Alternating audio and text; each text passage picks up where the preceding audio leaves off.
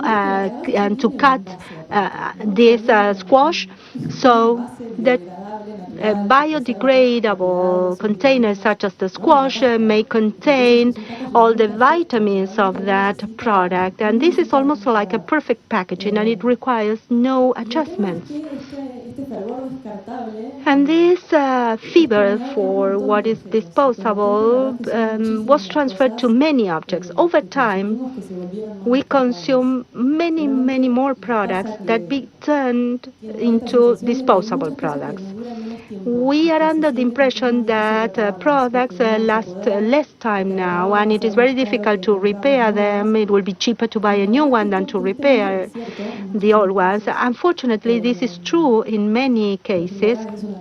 This is a toaster that has no bolts outside. It has a base, so it is impossible to find those bolts to open it up. And in many appliances, we see that that is the case. Many of these objects were not designed to be repaired. There are some appliances that are sealed off. We have no manuals. The manufacturers leave us alone the day after the warranty expires, so we are made hostages. And this doesn't happen by chance. This is not an accident. This is not a design error. It has to do with a planned obsolescence that aims at maintaining demand at a certain level and promoting ongoing consumption. Products that used to last for a lifetime now last less and have to be replaced. And when they are replaced, they have to be disposed of, and they are not designed for the proper recycling. Home appliances have millions of different materials assembled inside, and it is almost impossible to recycle them as a unit. So they were not conceived considering the life cycle of these materials. If we look at nature, in nature there is perfect circularity. There is no conception of waste. The waste from a cycle can nourish or feed into another cycle. And so there is constant feedback here into a new cycle. But human beings, when we design products and synthesize elements taken from nature and create new complex materials used to make products that are also complex, we break up with that circularity and we introduce a linear model of extraction, use, and disposal, and the result, the output of that process cannot always be find a place somewhere else. So I don't know what your views are on this subject matter, but how is it possible that we didn't envisage that this was going to happen? When those decisions were made, we didn't consider this. How is it possible that now we have this model in place that is so natural to all of us? Sometimes human beings act like this. We have this ability to selectively look at the things that we want to take into account. In nature, you have huge levels of interdependencies and interconnections. The weather, the species, there are very subtle imbalances in nature, and in our way to produce, with our current production methods, we tend to oversimplify things and we don't think about the greater impacts in the future, or we realize what the consequences are after the fact. And I have this quote from a Swedish scientist who says that we are the first generation who knows that we could be undermining stability and the capability of the earth to sustain human development as we know it. We know that we are faced with a problem, that we are in trouble here. Anyway, it seems that changes are not taking place at the speed they should be happening. Let me give you an example. I'm sure that you all saw these images of islands of plastic material floating on the oceans. And I'm sure that this fills you with anguish and hopelessness. But anyway, when we go back home tonight and when we consider about what we are going to have for dinner, we will go to the supermarket and probably will find that almost all the food that we can buy in the supermarket is wrapped arrived or comes in a plastic container. So there is a reaction that is not taking place there, or at least it is not taking place at the right speed. And there is a term in psychology that describes this, that is cognitive dissonance. This is like a lack of compatibility of two different cognitive systems, two systems of ideas that are opposite to each other. And it is very difficult for us to understand how you see this image of all the plastic on the ocean and then you go anyway into the supermarket. It's like you ignore one of the options, and all of us place ourselves in place of tension. And I also have this other quote by an US environmentalist, Beth. I used to think that top environmental problems were biodiversity loss, ecosystem collapse, and climate change.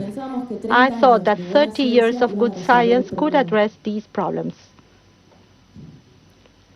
I was wrong. The top environmental problems are selfishness, greed, and apathy.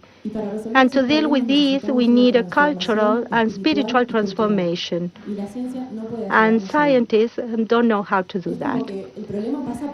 So it seems that the problem lies somewhere else. We have a lot of solutions provided to us by science. The scientific development is incredible, but some solutions cannot be put into practice. It seems that the changes have to start with us. We need to implement a change of priorities. And how can we do that? I'm sure that all of you are asking yourselves this. I don't have the answer. I'm just taking with me a lot of ideas expressed here, but let me contribute one idea here. We should question and challenge more our conditionings. All of us are conditioned to accept a lot of things as if they were taken for granted. This is the way that we grew up. We are conditioned to the fact that we buy our food in the restaurant, that the food comes in a plastic container.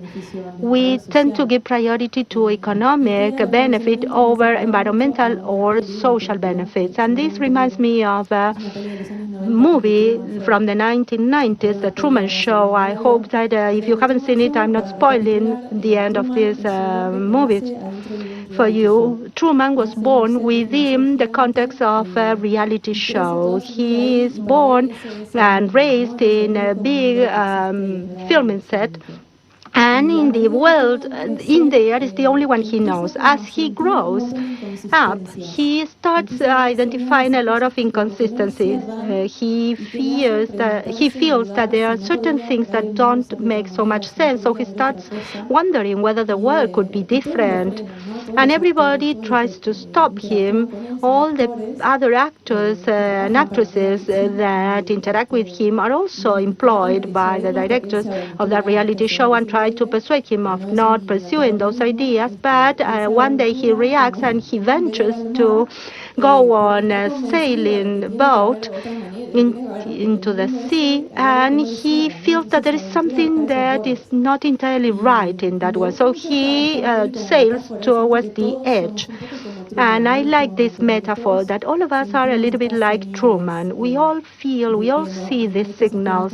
There are certain things that are not working properly. We see floods, climate change, diseases, poverty that is not being solved with economic growth. So all of these are signals that we are trying to incorporate and address. All of us feel very small, and of course nobody can do it all. We cannot think that only one person can provide all solutions, but I think that all of us can make a contribution, all of us can do something from where we work, in our own position, designers, communicators, architects, engineers, activists, full-time employee activists, or freelance activists, all of us from our own places can do something to contribute to challenging these conditioning aspects. I think that we have the responsibility to do so. And we also play a very important role because we are consumers. All of us are consumers, everyday consumers. And perhaps realize power that is much bigger than that we realize. Whenever we make a purchase, it's like casting a vote to support a specific economic and production model. So there are many more questions that we could ask ourselves before making a purchase, and we can become more demanding consumers. And I'm sure that will give us a lot of power. And I have a lot of friends and relatives who are always contributing these kind of articles. Look what they do in the Netherlands. They have a free waste store. Everything is organic or zero waste shops. But this already exists. This is very old.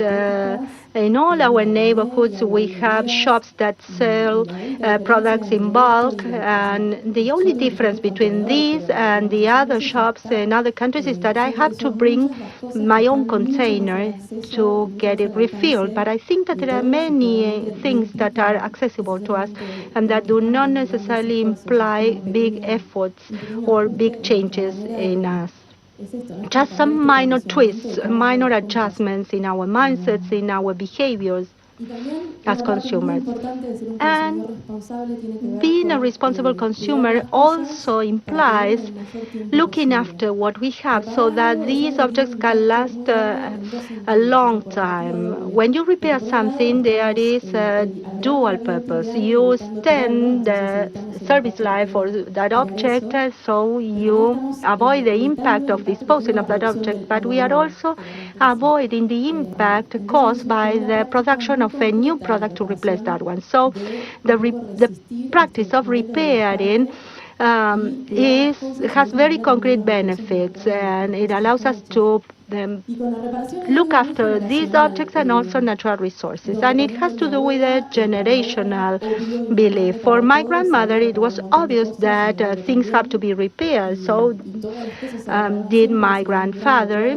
They would always repair their own objects, their own appliances. But in my generation, it is a little bit more difficult. We don't know that much. We don't know how to repair. We don't know how to solve. We don't know how to make an electrical repair, how to deal with electricity. So in 2015, in order to do something about this, together with Melina Scioli and Julieta Morosoni, we ran a test and we organized a collaborative initiative looking for people who know more about how to repair products so that they could be in contact with those who don't have the knowledge, and together they could repair many products that perhaps couldn't be repaired through the official channels. The fact that it is more expensive to repair an appliance than to buy a new one doesn't mean that that appliance cannot be repaired. So it is important to open up the appliance and make an assessment.